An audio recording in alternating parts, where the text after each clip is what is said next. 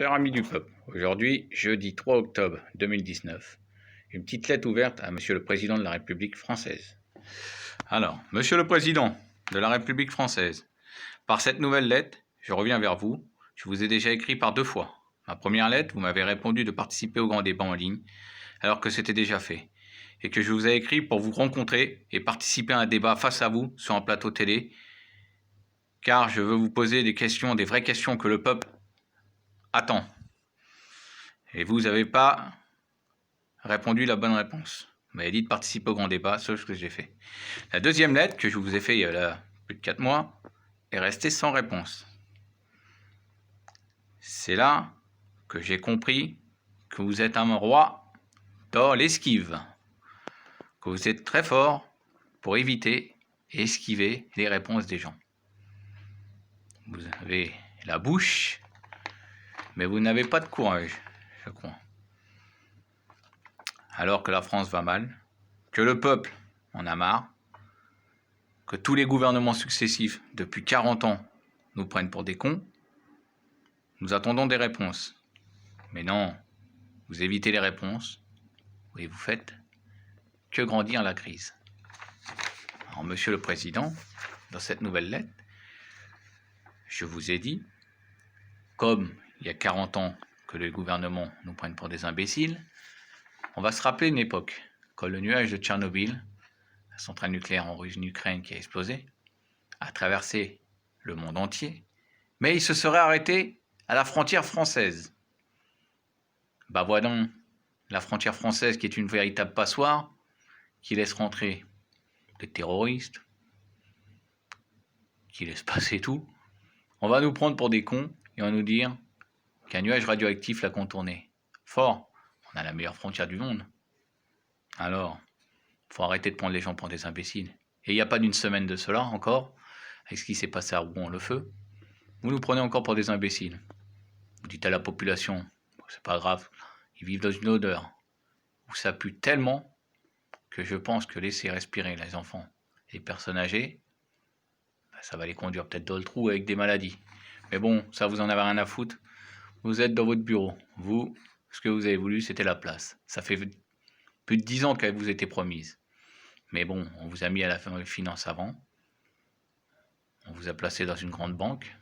Vos pères vous ont placé dans une grande banque. Et maintenant, ils vous ont mis à la tête de la France. Vous êtes là, comme tous les autres présidents, pour prendre votre argent, et pas s'occuper de nous. Ou pour un plan bien spécial, qui est de couler la France peut-être. Car, entre les ventes de notre patrimoine, entre les voir privatiser les aéroports, alors que nous savons que la privatisation des aéroports comme Orly et Roissy, s'ils étaient vendus et privatisés, le trafic aérien augmenterait encore plus. Alors que nous savons déjà que soi-disant la Terre va mal. Mais c'est pas grave. C'est qui les pollueurs? C'est nous, c'est vous alors? Après, on va nous faire culpabiliser. Mais heureusement que le peuple il a ouvert les yeux grâce à Internet depuis quelques années. Alors, Monsieur le Président, si je reviens vers vous, c'est parce que je veux vous rencontrer. Je voudrais qu'on discute face à des caméras. Que je vous pose des questions que j'ai récoltées en parlant à des gens dans la rue comme moi. Des gens du peuple d'en bas. Pas du peuple d'en haut, pas ceux qui vivent avec 20 000 euros par mois. Non, ceux qui vivent avec 1 000, 500, 2 000 euros par mois. Ceux qui luttent. Ceux qui s'appauvrissent. Eh oui. Alors, comme on sait très bien déjà, tout ce qui est l'aéroport, que vous voulez privatiser, un exemple, je vais vous donner. Quand un passager prend un vol pour Paris-New York en première classe, la classe des riches, quoi, il pollue 230 000 tonnes de CO2 à lui seul pour ce voyage, pour un aller. C'est beaucoup, hein. Ça montre bien que l'avion est le moyen le plus polluant du monde. Mais non, vous voulez privatiser les aéroports, comme ça ils seront encore plus compétitifs, il y aura plus d'avions, plus de kérosène qui nous tombera sur la gueule, mais c'est pas grave. Eh oui. Alors, moi, je reviens vers vous, c'est comme je vous ai dit, parce que le peuple en a marre. La retraite, vous voyez bien les retraités, les futurs retraités, les médecins, les urgences, les hôpitaux, les conducteurs de bus, conducteurs de train, les étudiants, les retraités, le peuple d'en bas, le peuple du milieu, comme on va dire, souffre. Mais ça, c'est pas grave pour vous. Non, monsieur le président, j'espère que cette fois-ci vous me répondrez. Je vous ai fait cette lettre, je vous l'envoie et je l'envoie aussi aux médias. Comme ça, peut-être ça fera du bruit. Je suis pas bête, j'ai peut-être pas fait de grandes études, mais je sais réfléchir, j'ai un cerveau. Et je sais chercher, comme on dit sur Internet, un peu tout. Je vois qu'on nous parle de la pollution, je vois qu'on nous parle du réchauffement climatique. À savoir que depuis 3 ans, en Arctique et en Antarctique, la glace augmente. Comment expliquez-vous cela? Comment expliquez-vous qu'un tas de chercheurs payés à rien faire, du GIEC, un truc comme ça, nous avancent des théories alarmantes, plus 6 degrés, 7 degrés. Arrive à un moment, il faut arrêter de mentir aux gens. En Arctique, si la glace fond à certains endroits, c'est parce que les pays, comme la France, les grands pays du monde, y sont. Pour chercher quoi? Nous le savons très bien.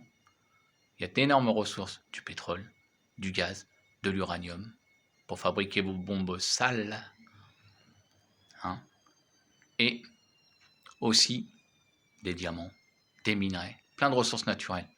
Alors, faire fondre la glace et faire culpabiliser le peuple, ça serait peut-être pas mal pour vous, pour les grosses sociétés, les grandes fortunes, qui veulent nous faire croire tout et n'importe quoi, en nous faisant culpabiliser. Monsieur le Président, si vous avez le courage, j'attends votre réponse. Et j'attends même de vous rencontrer. Je vous poserai des questions que nous attendons. Mais en attendant, nous ne baisserons pas les bras. Je ne suis ni gilet jaune, ni syndiqué de quoi que ce soit. Je suis juste le peuple. Une petite voix du peuple. 67 millions d'habitants en France. Nous ne sommes pas 67 millions de moutons et un seul suiveur. Non, le peuple a ouvert les yeux il y a quelque temps déjà. Et quand le peuple va ouvrir encore plus les yeux, ceux qui ont peur pour l'instant vont nous rejoindre. Ça va faire très mal en France. Alors si vous voulez pas qu'on en arrive à des cas comme ça extrêmes, monsieur le Président, il faudra peut-être changer, comme on dit, votre fusil d'épaule et commencer à respecter la population. Arrêtez de prendre les gens de haut, arrêtez de nous prendre pour des imbéciles, nous traiter comme de la merde, on va dire. On a le droit au respect, comme vous avez droit au respect. On va parler aussi un petit peu des policiers qui nous empêchent tous les samedis. Combien de suicides chez eux? 52. Vous leur promettez des heures supplémentaires que vous ne payez pas. Ils tombent dedans. Ils font des heures, des heures. Peut-être dans 100 ans, leurs heures seront payées. Leurs descendants profiteront peut-être de 50 € par mois en plus sur leur salaire grâce aux heures passées à courir derrière les gens qui veulent revendiquer des choses qu'ils ont droit. Alors, Monsieur le Président, j'espère cette fois-ci avoir une réponse. Et peuple de France, je compte sur vous. Nous comptons sur vous. Le peuple révolté. Le peuple en colère. Nous ferons comme Hong Kong. Nous n'aurons plus peur.